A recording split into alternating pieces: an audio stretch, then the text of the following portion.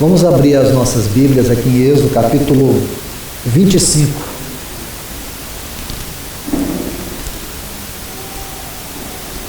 Vamos ler os versículos 8 e 9.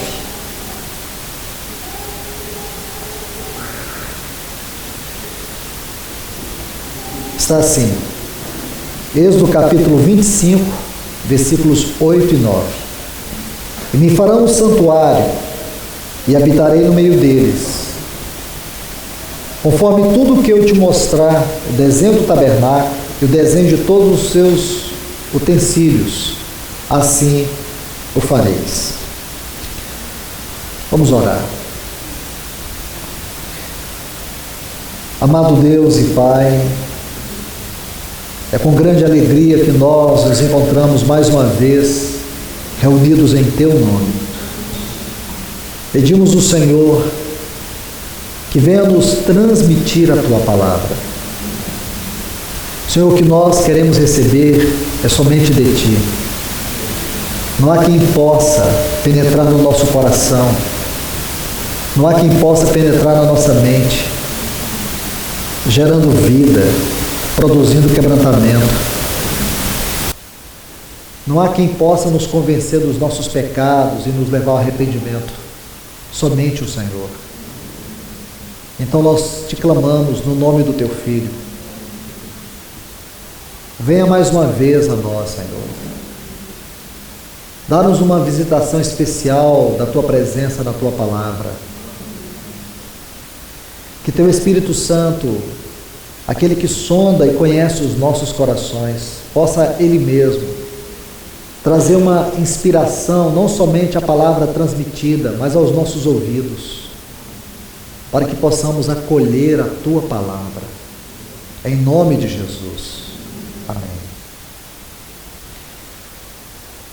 Meus amados em Cristo, o assunto que desejo compartilhar com vocês se encontra nesses dois versículos que acabamos de ler, onde Deus diz para Moisés fazer um santuário.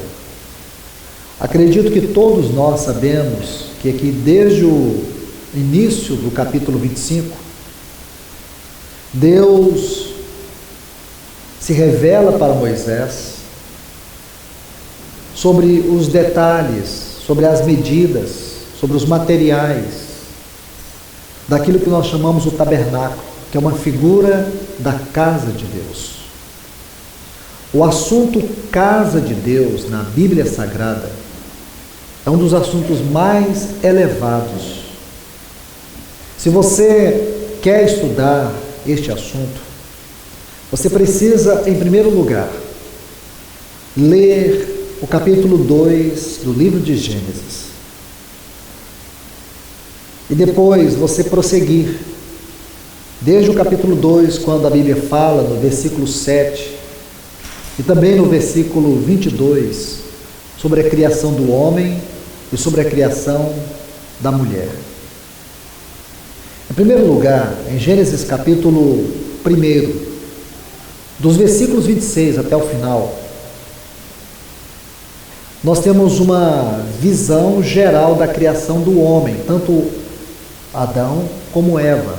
Se você ler a partir do versículo 26 do capítulo 1, Gênesis 1, a partir do versículo 26, você vai ver que a descrição ali é do homem de maneira geral. E estes versículos são expostos com o propósito de nos revelar a mente de Deus ao criar o homem, Adão e Eva. Esse versículo 26, ele não está falando da criação de Adão, ele está falando da criação de Adão e Eva. Mostra qual é a mente de Deus, qual é o propósito de Deus em criar Adão e Eva. Quando você vai para Gênesis capítulo 2 e o versículo 7, aqui Deus vai mostrar-nos a maneira distinta como cada um deles foram criados. Então no versículo 7, vai dizer que o homem, Adão, ele foi criado do pó da terra. E no versículo 22, vai dizer que Eva, ela foi edificada ela foi edificada a partir de Adão, porque esta é a palavra que está ali, edificada. O homem foi criado, a mulher foi edificada. Quando você junta todo este quadro, você vai ver que Deus criou Adão e Deus criou Eva, pensando em Cristo e na igreja. Porque o assunto casa de Deus envolve Cristo e a igreja. Mas isso não é apenas o ponto final. O assunto Cristo e a igreja é algo que nos revela a realidade mais profunda do ser de Deus, dos afetos de Deus, da realidade de Deus. O assunto casa de Deus tem a sua origem, tem todas as suas bases daquilo que sempre foi eternamente, se é que eu posso ser tão redundante assim, daquilo que foi eternamente a comunhão do Pai, do Filho e do Espírito Santo. A comunhão do Pai e do Espírito Santo, do Pai, do Filho e do Espírito Santo, constitui toda a realidade daquilo que é o assunto casa de Deus. E quando abrimos as páginas do Novo Testamento, nós vemos que a casa de Deus somos nós.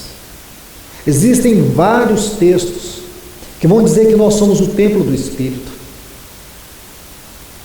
que nós somos a casa de Deus, que a igreja é a casa de Deus.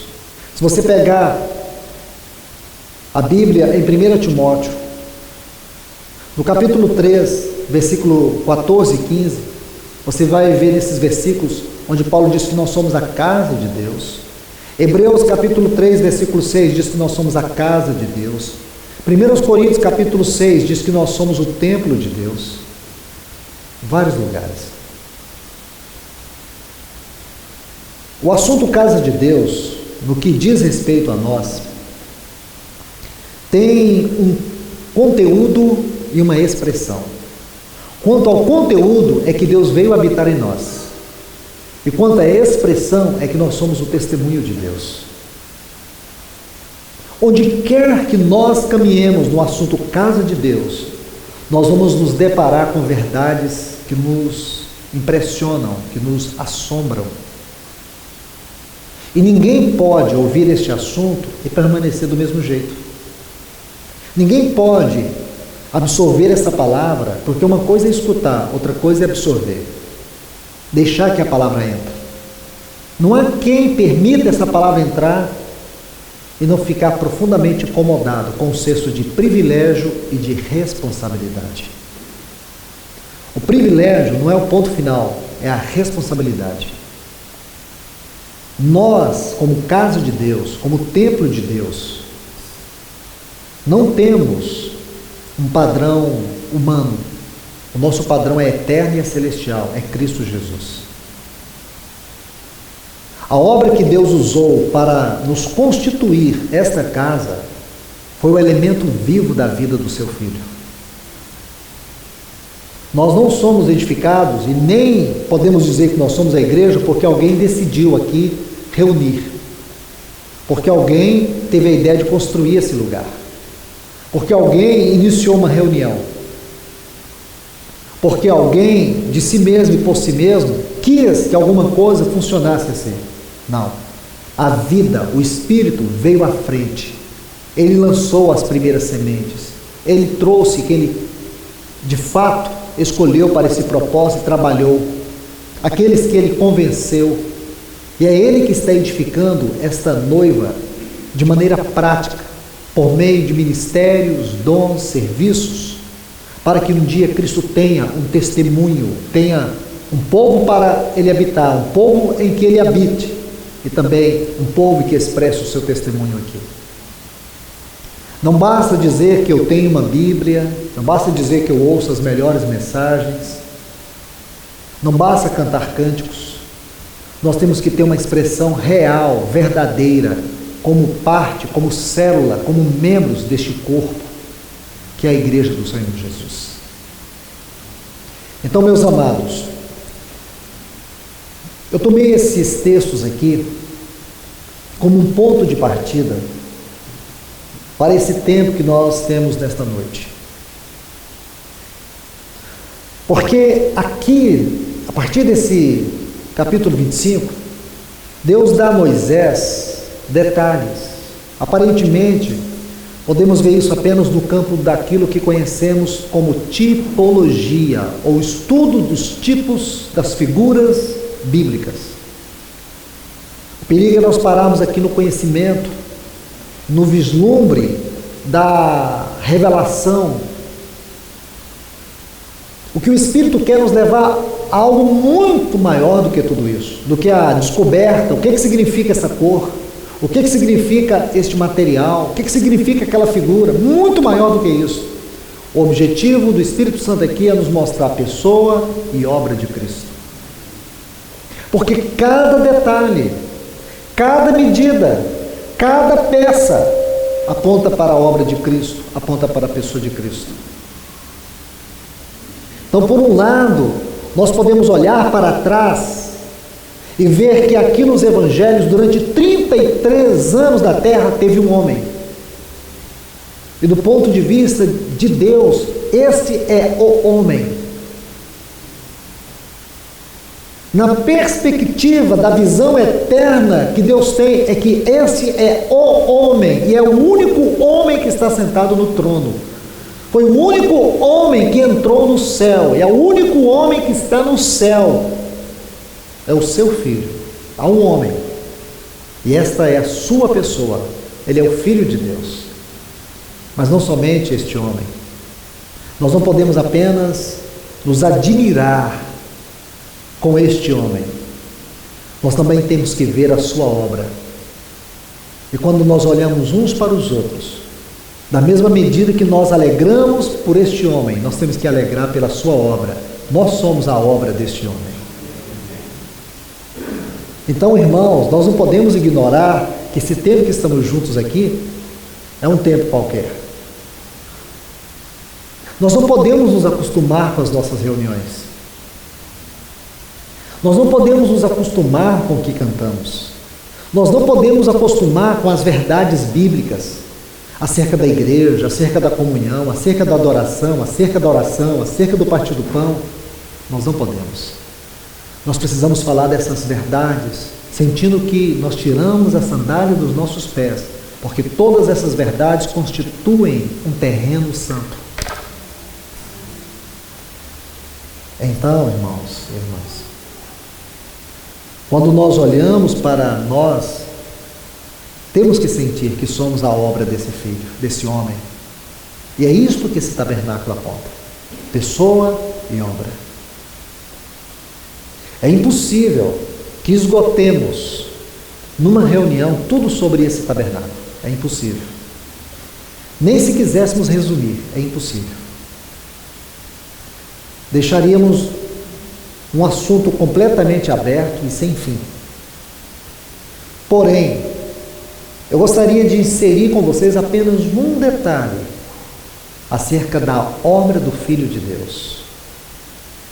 É claro que é impossível você falar da obra do Filho de Deus sem falar do Filho de Deus, da pessoa do Filho de Deus. Aonde você olhar nesse tabernáculo, você vai ver este homem exaltado, este homem perfeito.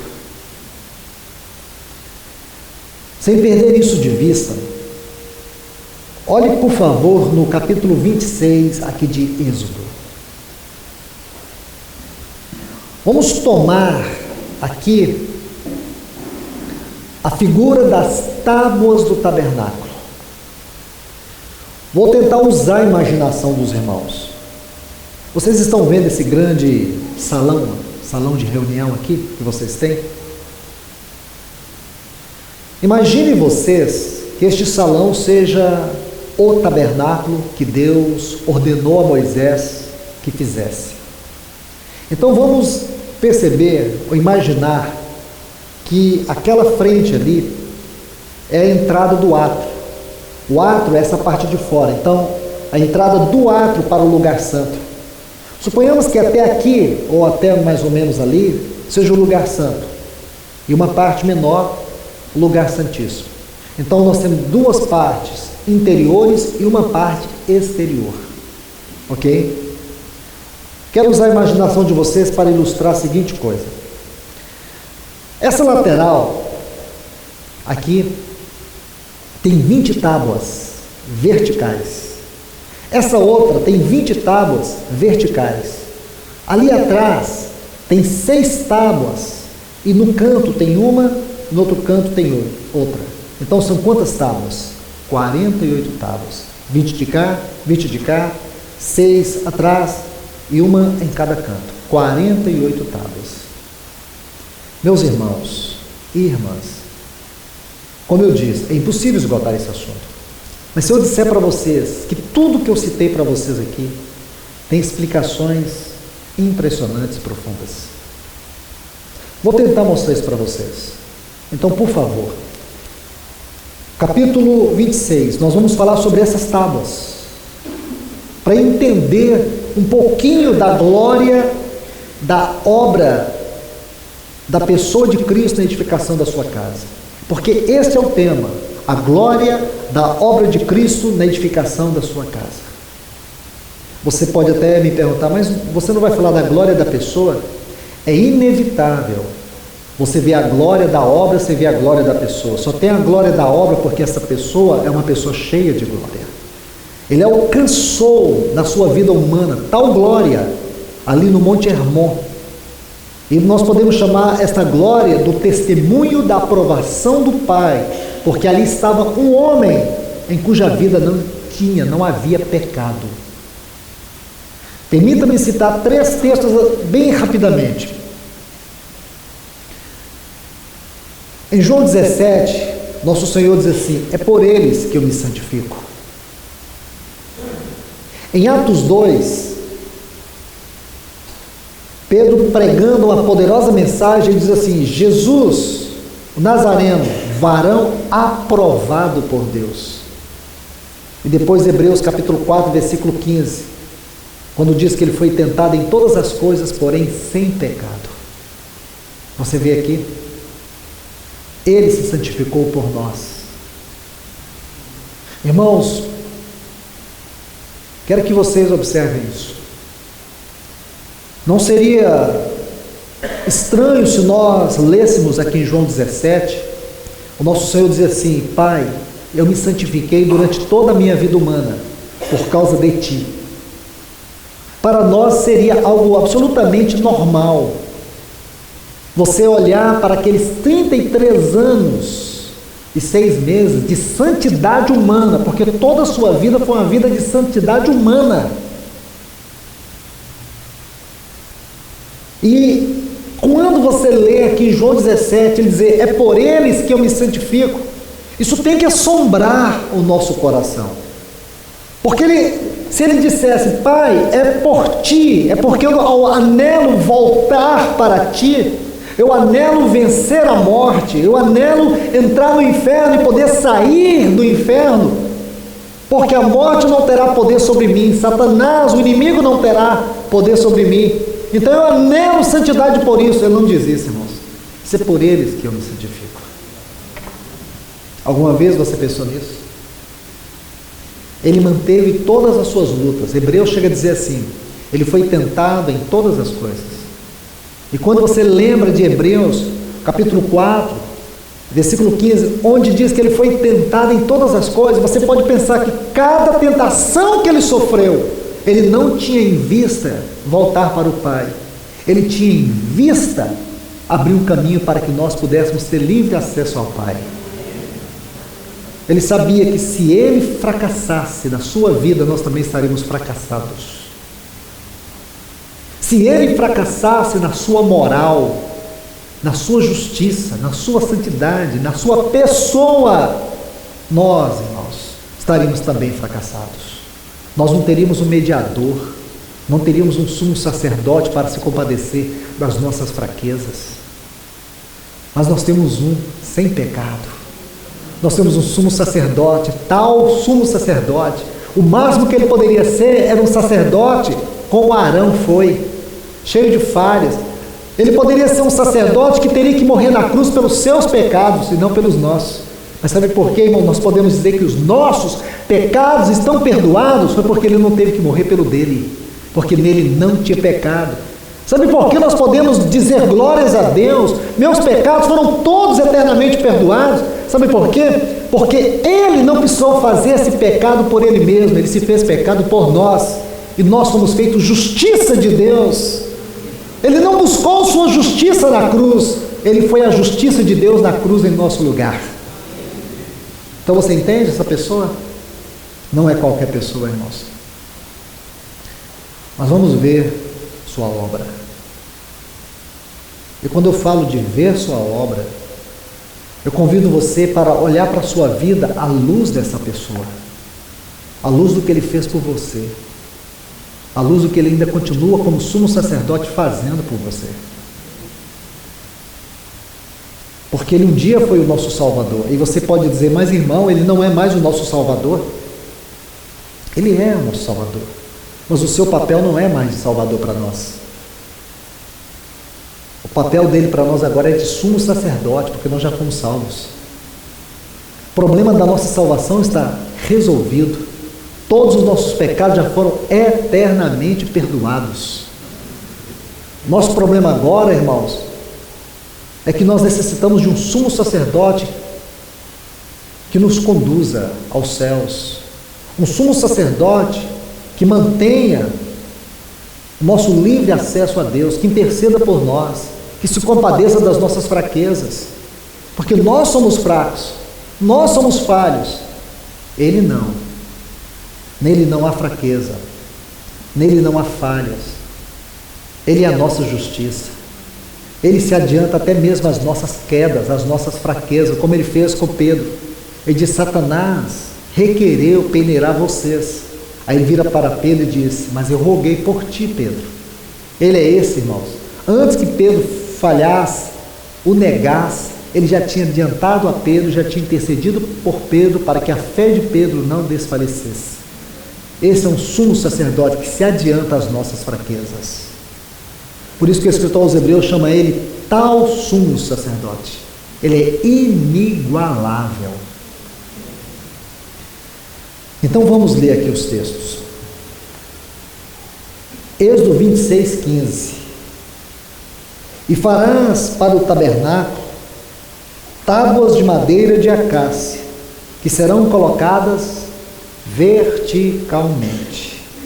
Deixe-me parar nesse versículo, irmãos.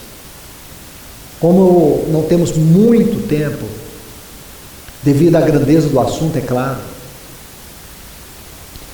eu quero ser bem específico. Então não vou ler muitos textos, vou ler até onde o Senhor nos permitir. Aqui nesse texto eu quero que você observe algumas coisas. Por exemplo, madeira de acácia. Essa madeira, ela tem um significado muito especial. Se você estudar as acácias, você vai descobrir que elas são madeiras retorcidas, madeiras de grande durabilidade, madeiras fortes, resistentes à corrosão. Quando nós olhamos para Cristo, essa madeira fala da incorruptibilidade. Essa palavra vocês entendem? A incorruptibilidade da natureza humana do nosso Senhor Jesus. Estão entendendo? É isso que fala as acácias. Mas as acácias são madeiras tortas. E lembre-se, nosso objetivo aqui é falar da obra de Cristo. Então já falei um pouquinho da pessoa dele. Mas deixe-me falar da obra dele, somos nós. Sempre que eu falar da obra de Cristo, lembre-se de você. Lembre-se de nós. Nós éramos essas acácias tortas. Ninguém aqui nasceu pecador eleito, nascemos pecadores condenados. Como as acácias, assim era a nossa vida. Estávamos perdidos, mortos em nossos delitos e pecados. Nós éramos tortos, nós éramos retorcidos por causa do pecado. Mas um dia, irmãos, nós fomos levados para a carpintaria do Nazareno. Por isso que ele era carpinteiro, porque eu e você era uma tábua torta. E ele foi lá, irmãos, e esculpiu em nós a medida do caráter dele. Lindo isso, irmãos. Sabe para quê? Para que eu e você fôssemos constituídos tábuas da habitação, do santuário, do tabernáculo, da casa dele. Jesus disse assim: na casa de meu pai. Olha o tanto que esse assunto, casa de Deus, é um assunto elevado. Na casa de meu pai há muitas moradas, para que você se tornasse essa tábua da morada da casa do pai. Ah, irmão, nós temos que adorar o Senhor porque Ele foi um excelente carpinteiro. Ninguém poderia ter pegado um homem torto como eu, como você, como cada um de nós, e mudar o nosso caráter. Conversão, irmãos, não é mudança de veste, isso tudo influi, tudo contribui, tudo influencia. É mudança, novo nascimento, não é mudança de opinião. É porque agora eu não fumo mais, não bebo mais, porque no Brasil essa coisa do embriagado, fumar, está muito ligada à pecaminosidade cultural e espiritual. Não sou mais um ébrio, não sou mais um viciado, não sou mais isso, não sou mais aquilo. A gente acha que conversão é mudança de hábitos. Conversão é transformação de caráter. É novo nascimento. Não é uma mudança de partido, não é uma mudança de ideia, não é deixar de fazer coisas, é deixar que o Espírito Santo faça em você obras profundas. Não é mudança de opinião, é mudança de conduta, é arrependimento profundo. Uma das questões muito tristes é que não se toca mais na realidade do assunto novo nascimento. Muitas pessoas são convertidas psicologicamente ou de maneira religiosa. Salvação não é questão psicológica nem religiosa. Salvação é mudança de um velho homem para um novo homem, de uma pessoa que estava morta para uma vida ressurreta em Cristo Jesus, uma pessoa que estava nas trevas e foi levada para a luz. É algo radical, não é simplesmente uma mudança opcional. Então, irmãos, irmãs, nós éramos essas madeiras de acácia, retorcidas, mas o Senhor fez uma obra tão profunda em nós, e a obra que Ele fez tinha um único objetivo central, é que nós nos tornássemos eternamente o lugar da sua habitação, e é isso que o Espírito Santo está fazendo. Ele está esculpindo essa madeira aqui, eu e você. Se você olhar para essas acácias aqui, por favor, talvez seja uma coisa muito simples falar isso, mas peço aos irmãos que tentem capturar, por mais que seja simples a analogia que eu vou fazer, mas eu gostaria que vocês entendessem, por detrás dessa simplicidade, uma verdade profunda acerca de cada um de nós. Pense que cada acácia, cada árvore dessa, cada madeira, um dia existia no seu lugar natural, o lugar onde ela foi plantada, onde ela nasceu e cresceu. Até que um dia foi alguém lá e mandou um machado e cortou ela, tirou do seu lugar, arrancou ela da sua raiz, jogou ela no chão, cortou. E ela foi passando por um processo onde ela foi trabalhada, talhada, serrada, até que ela entrasse na medida certa, porque você vai ver que Deus deu até os mínimos detalhes, as mínimas medidas para essas tábuas. A obra que Deus está fazendo na minha vida e na tua vida é uma obra minuciosa. Nós não gostamos de sofrer. Tem alguém aqui que gosta de sofrer? Ninguém gosta. Até muita gente se converteu para fugir do sofrimento e depois descobriu que vida cristã é sofrimento, é luta. Não é verdade? E a gente passa uma boa parte da nossa vida cristã perguntando a Deus por que sofremos. É porque nós somos uma tábua que estamos sendo talhada, esculpida. O santuário não está pronto, irmãos. Mas uma coisa é certa, ele está em desenvolvimento. As tábuas foram colocadas verticalmente. Um dia você vai ver que esse santuário, ele terá uma glória eterna. E essa glória não tem nada a ver com a tábua, tem a ver com aquele que vai habitar dentro deste santuário. Esta é a glória da tábua. Um dia nós estávamos lá no nosso lugar natural, o mundo, em Adão.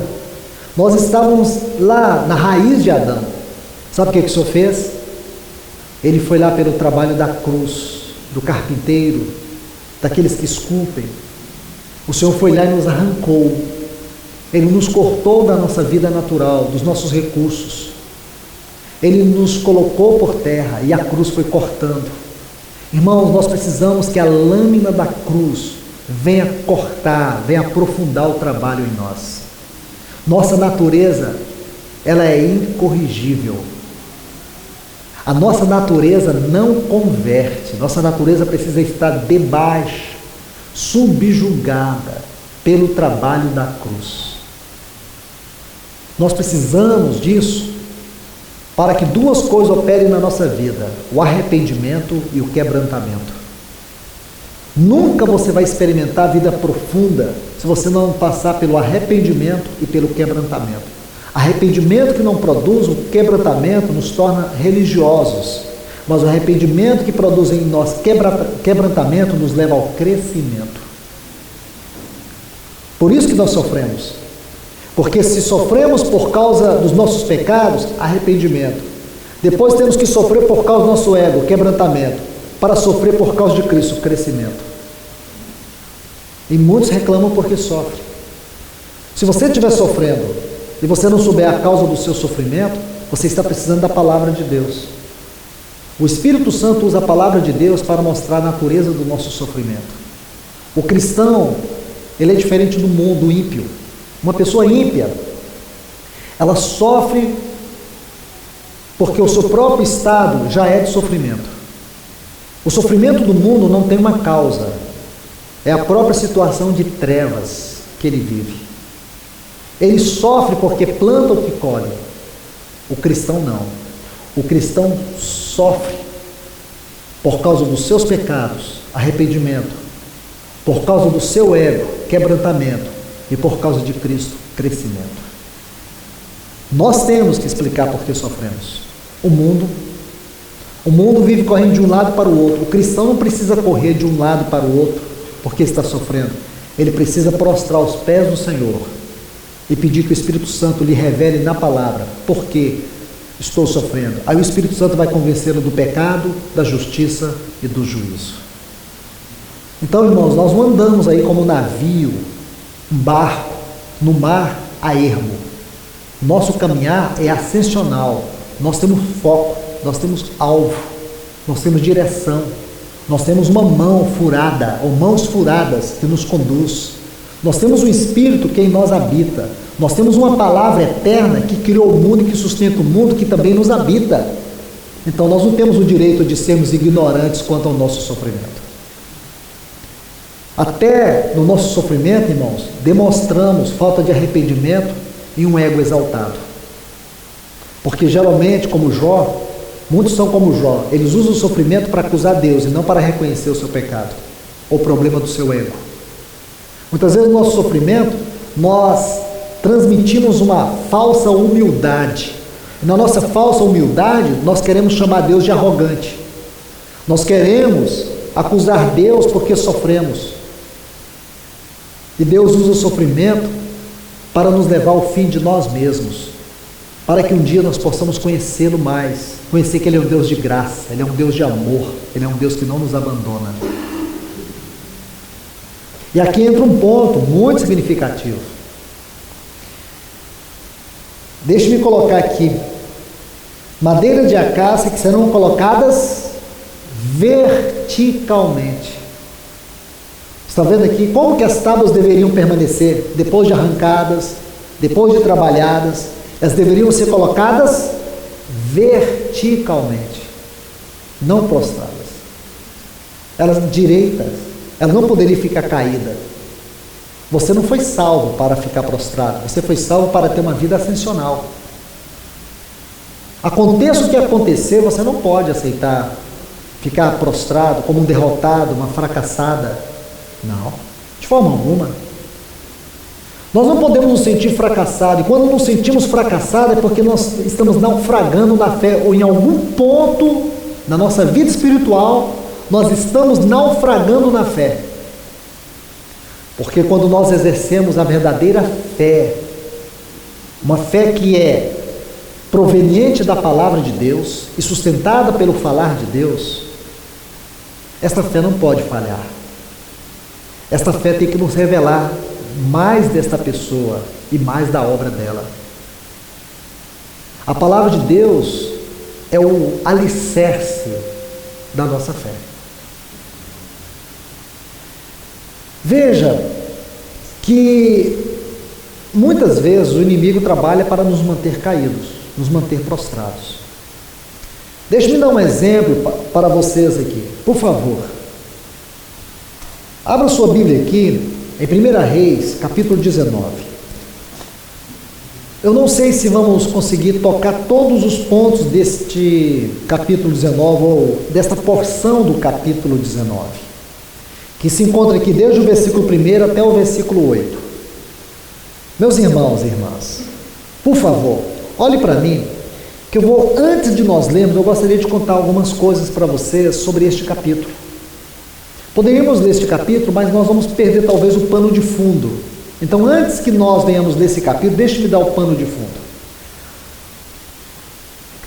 O assunto aqui começa no capítulo 17 de 1 Reis, quando havia em Israel uma dinastia de assassinos que havia tomado o trono de Israel. E no atual momento, Acabe, que era o pior de todos, e sua esposa Jezabel, uma mulher perversa.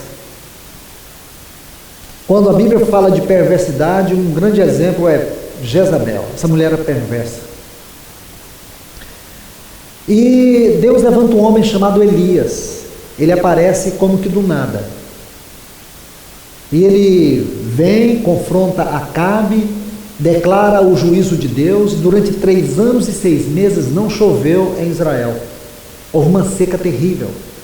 Porém, Deus tomou Elias e levou para um lugar chamado Querite. Ali ele ficou. Depois o Senhor foi a ele e disse: sai de Querite e vai para Serepta. Era 150 quilômetros. Elias era o homem mais procurado daquele mundo e o mais odiado. Jezabel e Acabe procurou Elias em todos os lugares para poder matá-lo. Mas Deus guardou ele. Durante no período de 150 quilômetros, ele caminhou a céu aberto e o Senhor guardou ele. Elias tinha tanta graça, tanto poder de Deus, que ninguém conseguia prendê-lo. As pessoas vinham prender Elias, o exército vinha prender Elias, Elias orava, vinha fogo do céu, consumia todos. Esse era Elias. Aí, até que em determinado momento, ele foi ao encontro de Acabe. E desafiou Acabe, o engano, a mentira. E Acabe levantou aqueles profetas de Baal que vocês conhecem.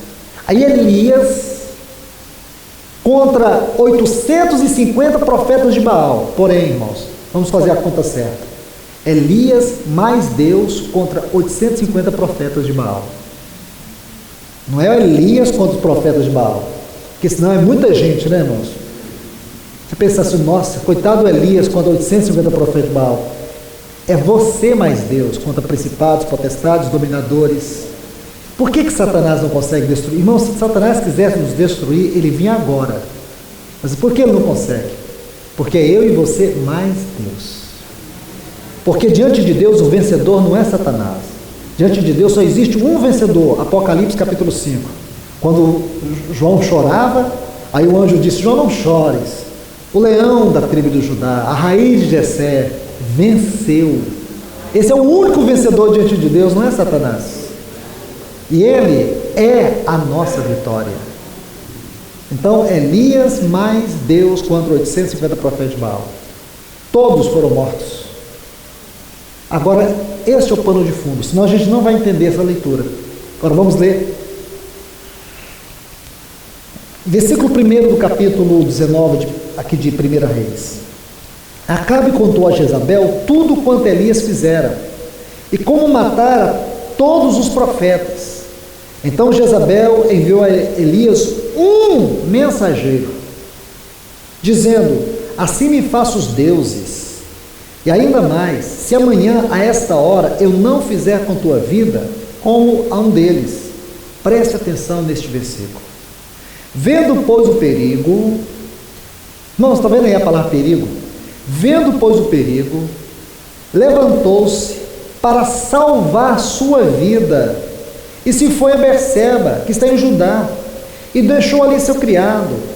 Ele foi para o deserto, caminho de um dia, e veio, e assentou-se debaixo de um zimbro, e, desejando morrer, disse: já basta, Senhor, tira minha vida, pois não sou eu melhor que meus pais.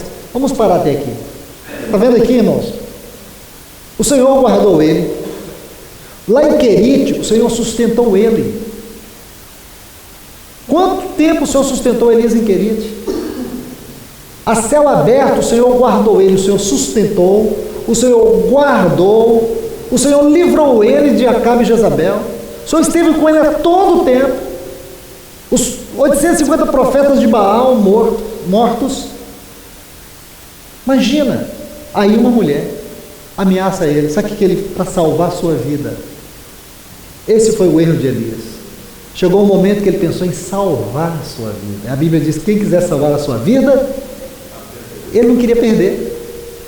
Chegou um momento que Elias estava cansado de perder. Irmãos, que nós sempre venhamos perder para o Senhor ganhar. Elias, por um momento da sua vida, irmãos, por isso que Tiago diz, Elias era um homem sujeito às mesmas fraquezas que nós. Aqui está uma das fraquezas dele. Porque chega um momento, irmãos, que nós consideramos a nossa vida tão preciosa. Sabe o que Paulo diz em Atos 20? Em nada considero a minha vida preciosa para mim mesmo, contanto que eu cumpra a carreira, o ministério que recebi do Senhor. Por isso que ele diz lá em 2 Timóteo capítulo 4, versículo 7 e 8, completei a carreira. Nós só vamos completar a carreira quando nós olharmos para a nossa vida e não considerá-la preciosa aos nossos olhos. Nós precisamos, irmãos, perder a nossa vida para ganhar o Senhor. Quando nós ficarmos alimentando o nosso ego, alimentando nossa carne, é quando nós ficarmos olhando para nós mesmos com essa autopiedade. Por que eu estou sofrendo? Por que eu estou aqui assim? Nós vamos deixar de entender, irmãos, a obra do Senhor na nossa vida. Pode estar doendo o quanto for, o quanto necessário for, mas confia que essas mãos que estão furadas e que foram furadas por você, ela não vai te abandonar. Ele é um Deus que não desiste. Você pode desistir dele, mas ele não desiste de você. Você pode abandoná-lo, eu posso abandoná-lo, mas ele não nos abandona.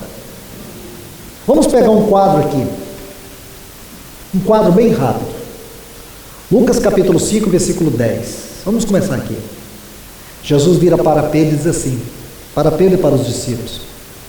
Lembra quando Pedro chega para ele e diz, Senhor meu, Deus meu, retira-te de mim. O Senhor diz, da agora em diante você não vai ser mais um pescador de peixes, você vai ser um pescador de almas. Aí se você anda mais um pouquinho, então Pedro agora entendeu que ele ia ser um pescador de almas.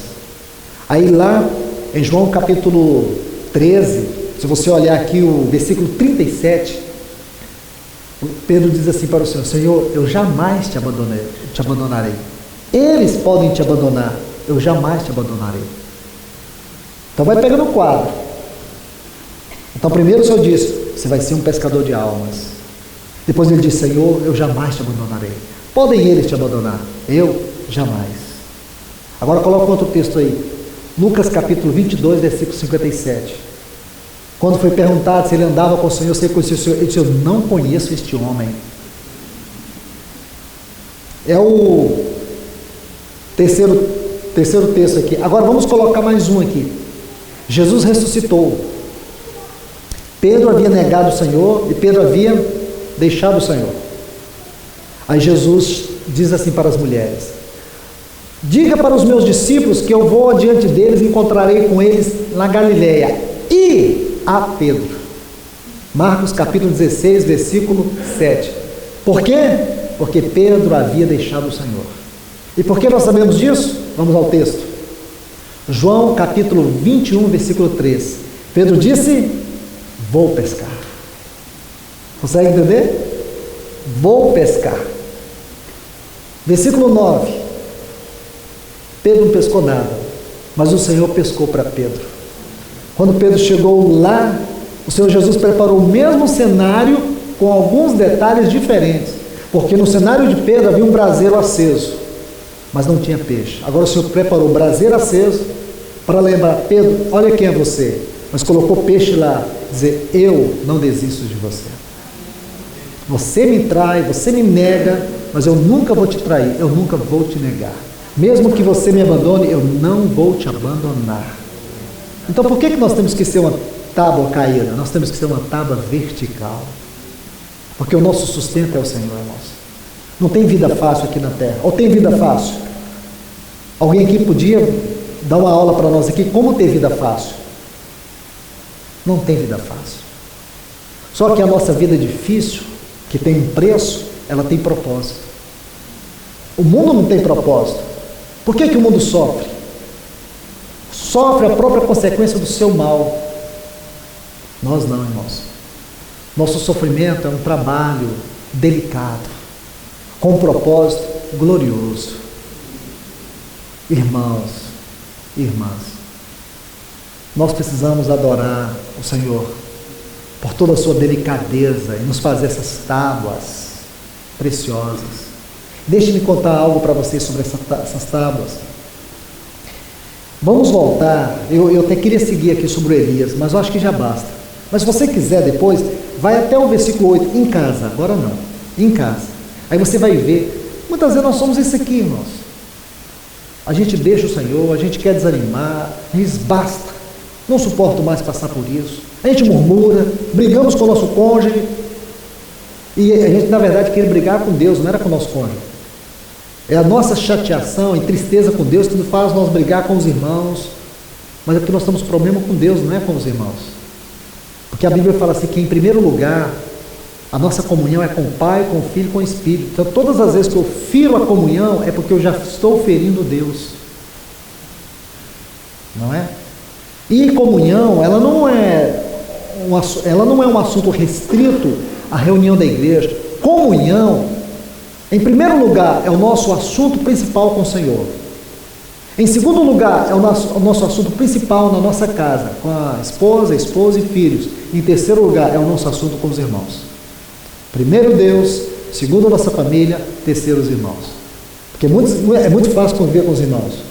Mas quem aqui já foi na minha casa, com exceção da casa, do Hugo, não é verdade? Alguns de vocês me conhecem, pouquinho, né? Não conhecem muito. O Ricardo, a gente viaja já há bastante tempo juntos. Alguns aqui me conhecem. Mas eu não conheço a maioria de vocês de maneira muito íntima. Aí eu falo assim, eu amo vocês. Tem que ter fé para dizer isso e fé para crer nisso. Mas qual foi a última vez que nós viramos para o nosso cônjuge, para os nossos filhos, e com emoção a gente diz, eu amo vocês, eu te amo, não é? A gente dá um abraço no irmão, mas faz tempo que a gente não dá abraço no nosso filho. Irmão, precisamos rever esse assunto de comunhão com mais cuidado e com mais tempo, né? Que o Senhor nos ajude a ver. A gente precisa mudar tudo isso, irmãos. Comunhão é amor, é relacionamento, é vida, é cuidado, é cumplicidade, é tomar o sofrimento do outro e colocar aqui, ó. Né? A palavra misericórdia. O Senhor tem misericórdia de nós. Já pensou nessa palavra? A tradução dela significa assim, tomar as misérias do outro e colocar sobre o coração. É duas palavras em latim, misereu e cardio. Cardio é coração, cardiologista. Misereu, misérias, é tomar a miséria do outro e colocar no coração. Quando Paulo diz assim, mas Deus sendo rico em misericórdia, por causa do seu grande amor com que nos amou, estando nós mortos em nossos delitos e pecados, nos deu vida. Quer dizer, Deus é rico em misericórdia porque Ele tomou as nossas mortes, morte física, morte eterna, tomou nossas misérias e colocou sobre o seu Filho. Entende? Isso é o seu coração de amor, de misericórdia. Ele tomou as nossas misérias e colocou sobre Ele. A Bíblia diz, bem-aventurados os misericordiosos. Entende? Então você sabe o que significa isso? É você tomar as misérias do seu irmão e colocar sobre o seu coração. Já viu quando o irmão falha na nossa frente? O que a gente faz? Um dedão de justiça, né? E de acusação. É fácil, irmãos. Mas quando você pensa em misericórdia, muitas vezes você tem que rebaixar, ajoelhar, prostrar, pegar o irmão machucado, colocar no ombro, sentir as dores dele, o sofrimento, guardar ele da acusação dos irmãos, dos outros. Porque, irmãos, eu não devia nem dizer isso aqui. Nós temos que guardar os irmãos da acusação dos irmãos, sim. Porque o mundo pode falar o que quiser, não fere, mas quando o irmão toca na gente, dói muito. Porque o nosso Senhor foi ferido pelos seus irmãos. Talvez essa seja a maior dor que nós possamos sofrer como cristãos, na nossa convivência com os outros. É ver os irmãos apontar o dedo, né? Não é o que Zacarias fala, que feridas são essas? Essas foram as feridas que os meus irmãos fizeram em mim. Estou parafraseando Zacarias. Foi as feridas que eu adquiri na casa de meus irmãos. Falando do Senhor. Veio para os que eram seus e os seus não o receberam. Imagina, irmãos. Imagina.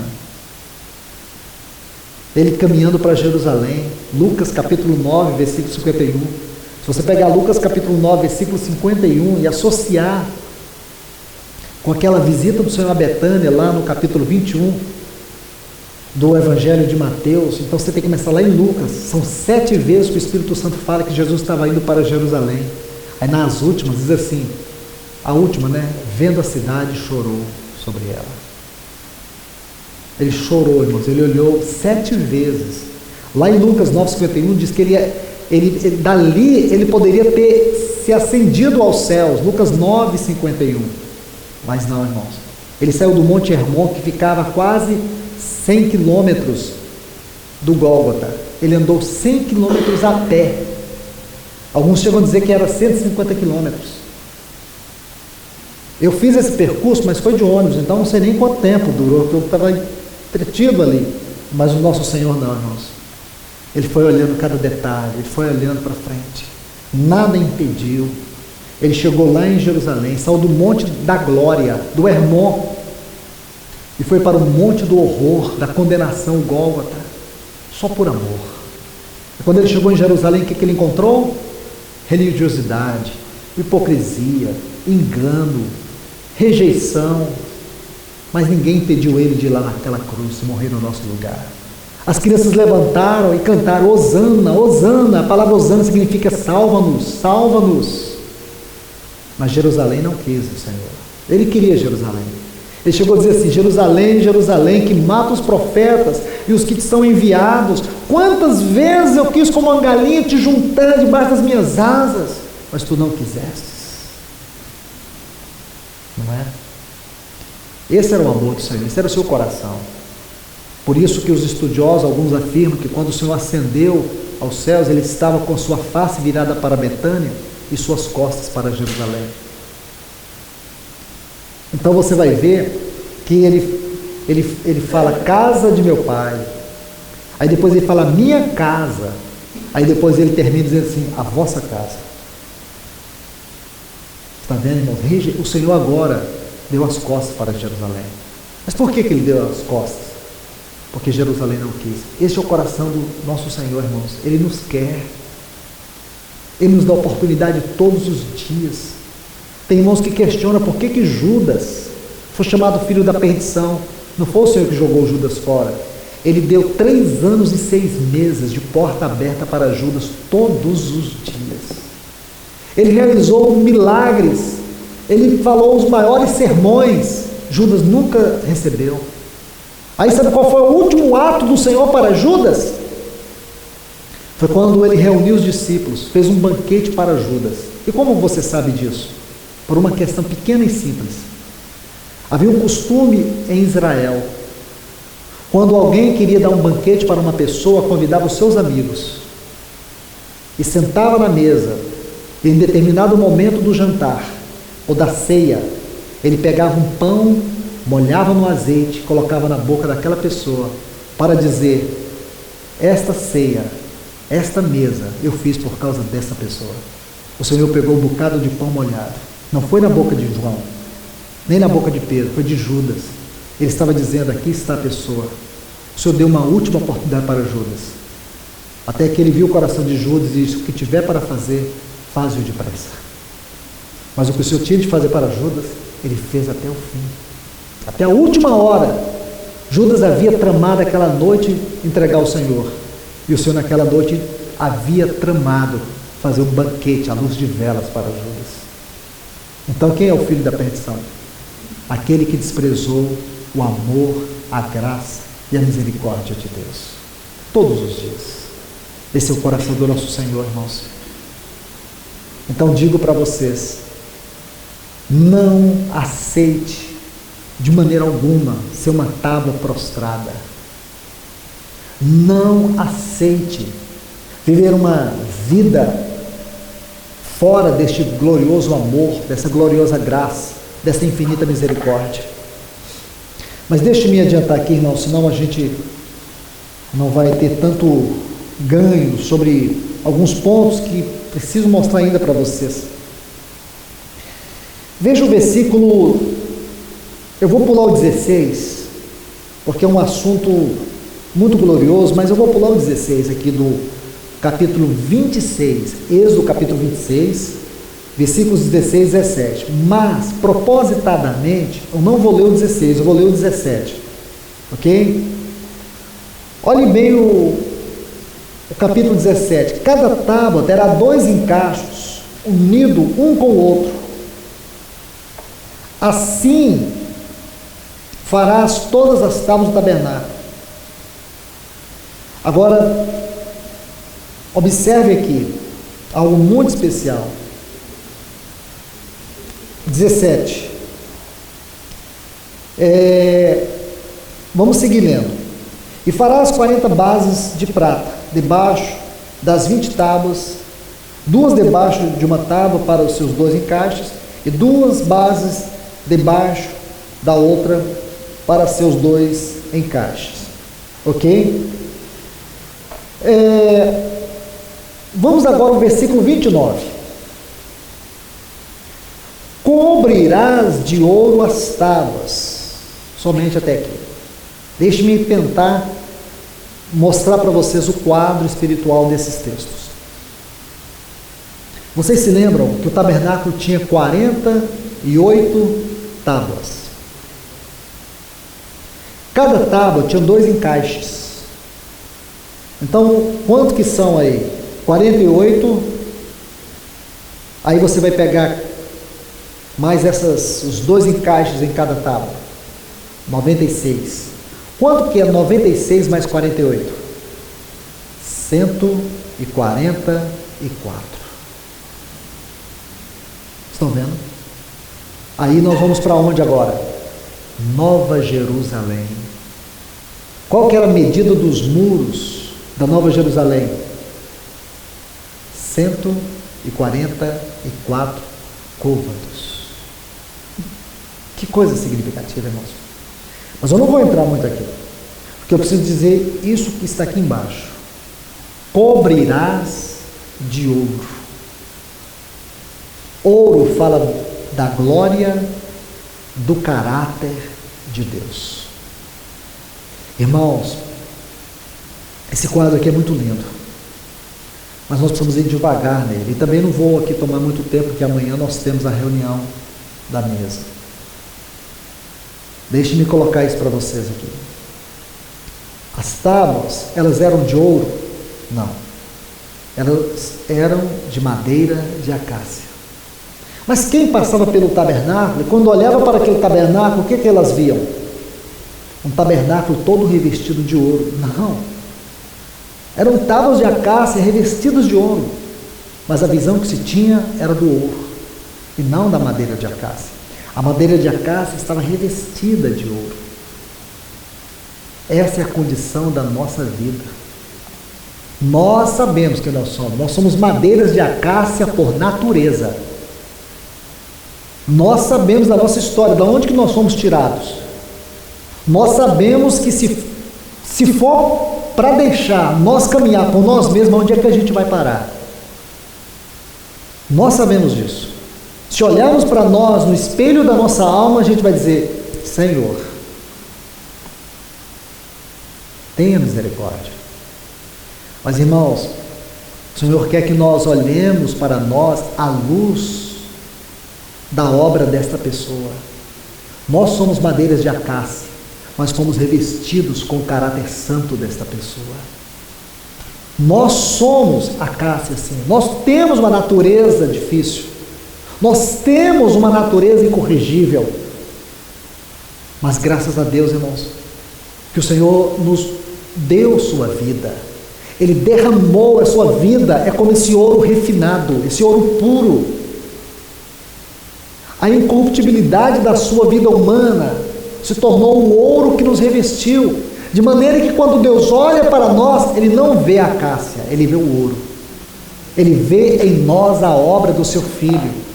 Porque se fosse baseado naquilo que eu e você somos por natureza, o olhar do Senhor nos condenaria imediatamente.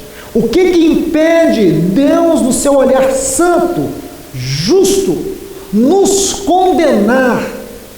O que impede Ele de nos rejeitar quando nós entramos em oração, quando nós entramos em adoração? Por que Deus não nos rejeita? Sabe por quê? Por causa desse ouro. Porque senão, irmãos, nós não teríamos condições de entrar na presença de Deus. E por que nós podemos entrar? Por causa das virtudes morais do nosso Senhor Jesus. São as virtudes morais do Senhor Jesus que nos tornam aceitáveis diante de Deus. Sabe por que o Pai nos aceita? Sabe por que Deus nos recebe? Sabe por que nós temos livre acesso? Porque o nosso Senhor Jesus, Ele viveu a vida, uma vida moral, tão perfeita, tão pura, como o linho retorcido, aquele linho que cobria aquela tenda, ela era coberta com um linho retorcido. A última cobertura dela era de peles de texugo ou de animais marinhos, de forma que quem olhava por fora era como se estivesse olhando uma figura muito feia, porque a última cobertura era de peles de animais marinhos, então era uma cor muito feia. Mas a última, irmãos, era um linho retorcido, lindo, trabalhado com cores que falam da santidade do nosso Senhor, da sua vida divina, que era o azul, da sua realeza, que era a púrpura, e do carmesim, que era a sua vida como Salvador. Ele é divino, Ele é Rei e Ele é Salvador. Isso era a figura do linho retorcido. Isso está em Isaías 53. Olhamos para Ele, não havia nenhuma beleza que nos agradasse. É a parte exterior, mas quem olhava Ele por dentro, Ele era divino, Ele era Rei, Ele era Salvador. Está vendo, irmãos? Sabe o que acontece? Ele nos cobriu, Ele nos vestiu. Irmãos, isso é lindo, porque quando Deus olha para nós, Ele vê o ouro, mas quem olha para Cristo, como o mundo vê Cristo hoje? É como um tesouro escondido. Lembra aquele homem que encontrou a pérola de grande valor? O que ele fez com aquela pérola? Tudo que ele tinha, ele deu por causa daquela pérola. Porque ele é a pérola de grande valor. O mundo não dá valor nele. Mas nós sabemos qual é o verdadeiro, real valor. É o valor que o Pai dá. Porque embora ele seja rejeitado pelo mundo, ele é amado eternamente pelo Pai. E ele tem que ser amado eternamente por nós. O mundo rejeita, mas nós sabemos que ele é o desejado de todas as nações. Mas quais as nações que o desejam? Como que ele pode ser o desejado de todas as nações? Um dia o seu real valor vai vir à tona. Um dia ele vai aparecer. Ele vai colocar todos os reinos deste mundo debaixo dos seus pés. Ele vai pegar Satanás e aprisionar por 1000 anos. Ele vai mostrar para o mundo a sua noiva e ele vai reinar com ela por 1000 anos. Aí sim, ele será o desejado de todas as nações. Porque o mundo verá todo o conhecimento e terá todo o conhecimento transmitido pelo Espírito Santo, para que veja e conheça quem é este que eles um dia rejeitaram ou traspassaram. Aqueles que estarão aqui nesse tempo vão se curvar. Aqueles que sobreviverem ao juízo de Deus sobre as nações. E nós não sabemos aqui muita coisa sobre isso, mas até onde nós sabemos, uma coisa é certa. E o que nós sabemos é que ele vai reinar sobre esta terra. E ele será o desejado de todas as nações. Para nós ele é desejável e totalmente amado. Então, meus irmãos, olhem que coisa linda. Tábuas revestidas de ouro. Somos nós. Somos nós. Agora, como a muralha da Nova Jerusalém. Vamos aqui, por favor, só para terminar. Aqui é o ponto final. Apocalipse capítulo 21, versículo 17 e o versículo 18. Mediu seu muro cerca de 144 côvados, medida de homem, o qual é de anjo. O material de seu muro era de jaspe, mas a cidade era de ouro puro, semelhante ao cristal puro. E os fundamentos do muro da cidade estavam adornados com todo tipo de pedras preciosas. Vamos parar aqui. Senão um assunto chama outro assunto, e aí a gente não para. Mas vamos aqui. Que é tão rico, irmãos, e tão impressionante o assunto da edificação da casa de Deus, porque diz respeito exatamente à nossa vida. Então nós sabemos que haviam 20 tábuas de um lado, 20 tábuas do outro, e 8 tábuas no fundo. Sobre cada tábua haviam as bases de prata, que fala da obra dessa pessoa. A prata fala da redenção, o ouro fala da glória do caráter de Deus, madeira de acácia fala da sua humanidade perfeita. Então aqui nós temos tudo descrito nesses textos de Apocalipse. Nós sabemos que a Nova Jerusalém não é a cidade onde nós vamos morar. Isso é assunto de infantilidade espiritual. Não há lugar aqui na Bíblia que fala que nós vamos morar na Nova Jerusalém. Primeiro que a Nova Jerusalém só tem uma rua. Imagina. Segundo que as dimensões dessa cidade aqui não diz respeito, não vai caber nem a primeira geração de salvos. E terceiro, que o assunto da Nova Jerusalém aqui, irmãos, tem a ver com a noiva. Olhe bem, aqui no capítulo 21 de Apocalipse, versículos 9 e 10, o anjo diz assim: vem, mostrar-te-ei a noiva, a esposa do Cordeiro. E me levou até uma grande montanha, e vi descer dos céus a santa cidade, a Nova Jerusalém, que descia da parte de Deus. Então, que cidade é esta? É uma cidade nupcial. Vocês entendem essa palavra? É uma noiva. Essa cidade é uma noiva. É a igreja gloriosa. Tudo nessa cidade aqui, como no tabernáculo, todas as medidas, tudo aponta para a pessoa e obra de Cristo. Tudo. Você tem que estudar o tabernáculo e tem que estudar a Nova Jerusalém, porque tudo, exatamente tudo, diz respeito à pessoa e obra do nosso Senhor Jesus. E aqui nós vamos ver que as muralhas e as tábuas, se você juntar tudo, você vai chegar ao número 144, quando você vê a quantidade de tábuas e a quantidade de bases. E se você juntar aqui também,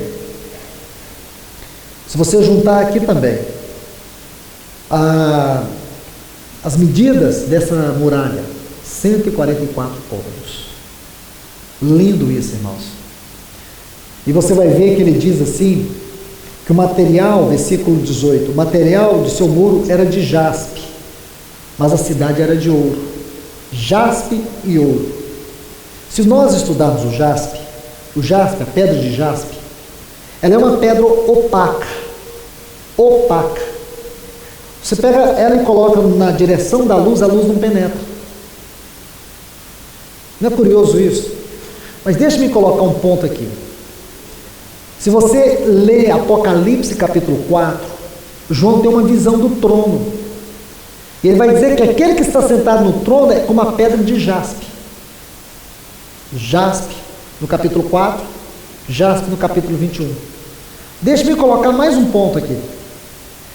Apocalipse, capítulo 21 e o versículo 14, diz que a ordem das pedras da muralha da Nova Jerusalém tem que ser em conformidade com os discípulos de Cristo Jesus.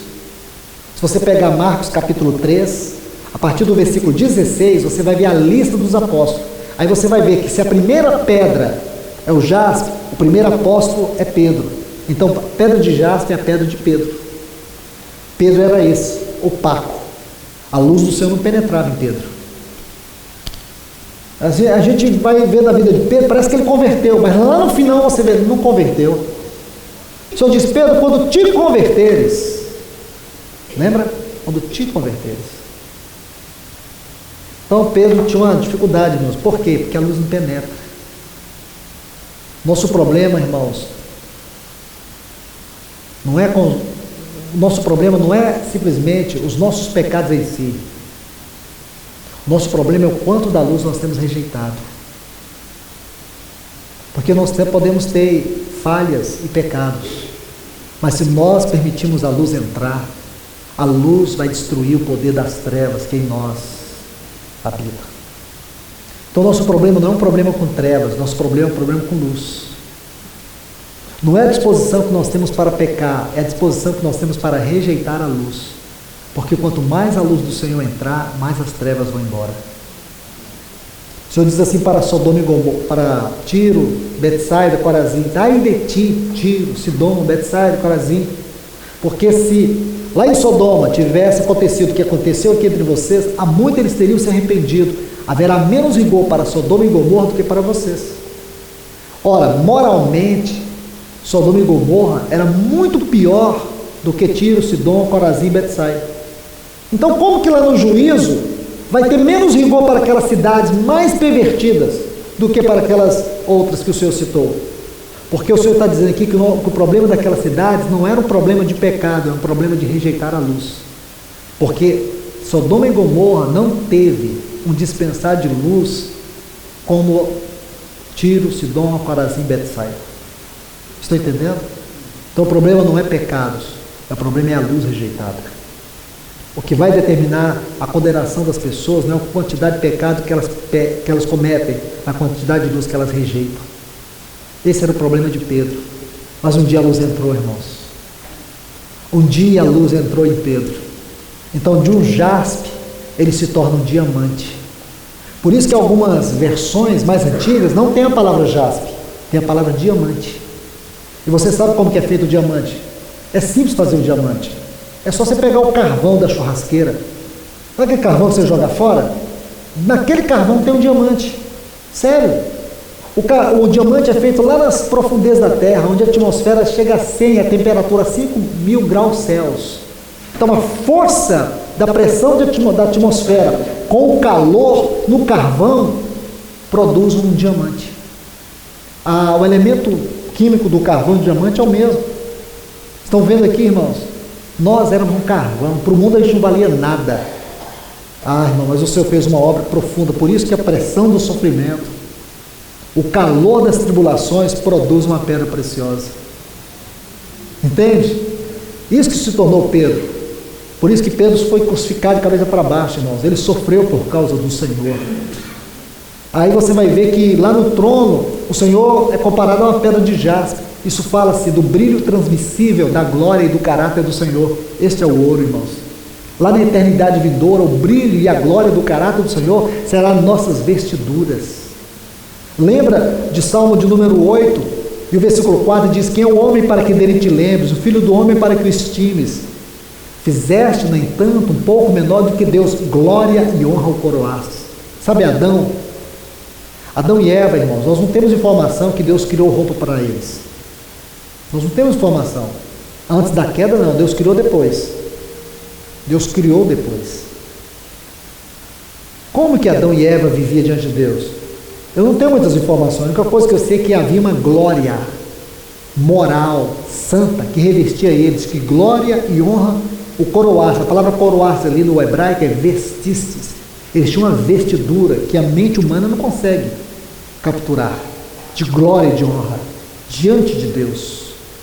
E sabe o que aconteceu, irmão? Quando eles pecaram, eles se esconderam com vergonha, porque eles perderam a glória e a honra. Só que nós, lá na Nova Jerusalém, quando nós formos essa cidade noiva, nupcial, a glória e a honra, muito maior do que vestiu Adão, vai nos vestir.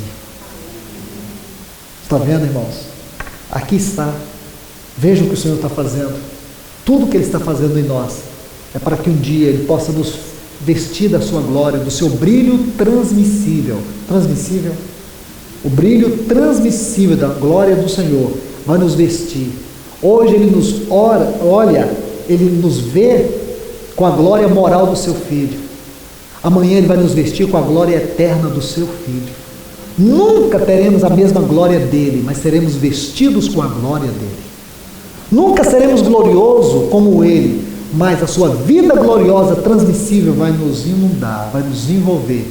Irmãos, de forma tão preciosa, isso é real diante de Deus, que quando Deus olha para Cristo, Ele vê a nós, e quando Ele olha para nós, Ele vê Cristo. Que Deus os abençoe, irmãos. Vamos orar agradecidos ao Senhor por esse tempo.